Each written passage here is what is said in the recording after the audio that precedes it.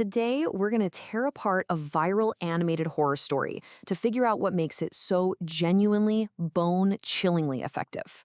We're not just talking jump scares here. We're going to dig into the storytelling tricks that build that deep psychological terror. So let's dive in. You know that feeling, right? When a story just gets under your skin and stays there for days? What is it that does that? Is it the monster? The spooky setting? Well, a lot of the time, it's actually the way the story is built, piece by painful piece. And that's exactly what we're going to break down today.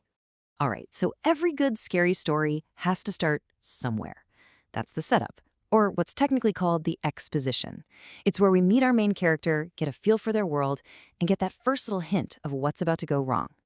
And in our story, we meet a young girl named Annie. And boom, right there in that one simple sentence, we have our entire conflict. It's Annie versus this creepy, abandoned house. The source of her fear isn't some random ghost.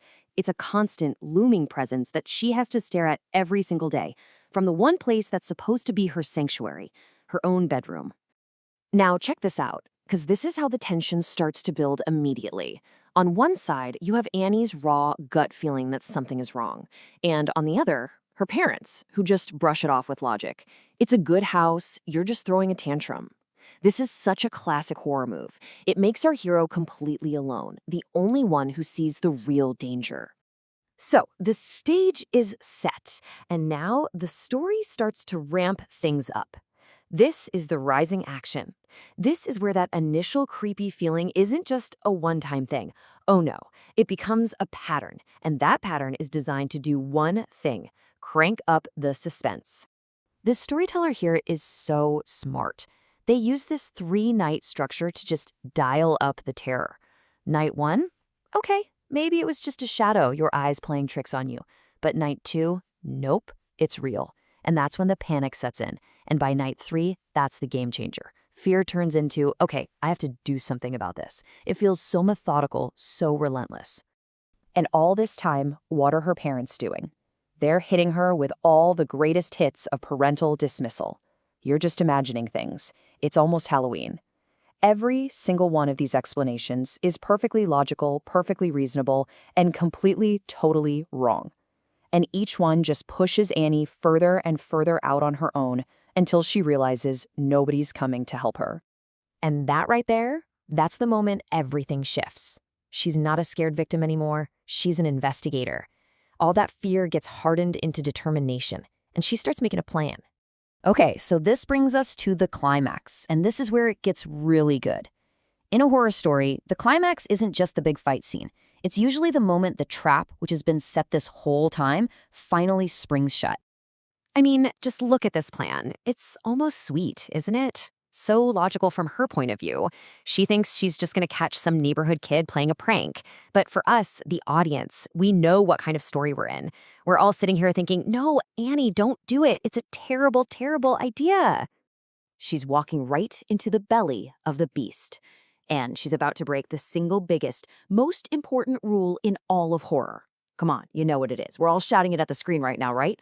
You got it. Never, ever go into the scary place alone. It's the one rule every character in every scary movie breaks. And the second Annie steps over that doorstep, well, her fate is pretty much sealed. And just like that, click, the trap snaps shut.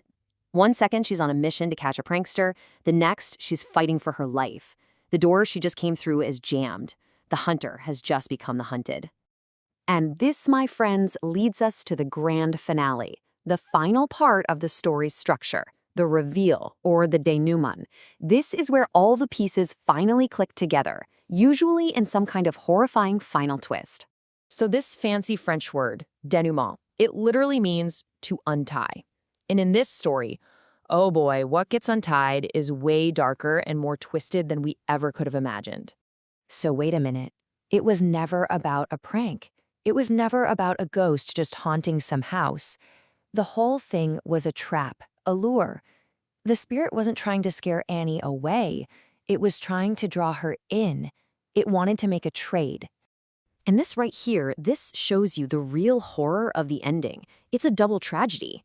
On the one hand, you have the real Annie trapped forever in the one place she was terrified of. And on the other hand, you have this thing, This evil spirit wearing her face, living with our family, sleeping in her bed. And if that wasn't terrifying enough, here is the real gut punch. The parents. The same ones whose rational explanations forced Annie to go deal with this by herself. They're completely clueless. They have no idea their real daughter is gone, replaced by the very monster they refuse to believe existed. And that's the question the story just leaves hanging in the air, isn't it? How long would it take them to notice? A day? A week? A year? Or would they just never know that the person living under their roof isn't their daughter at all? Now that is a truly chilling thought to end on.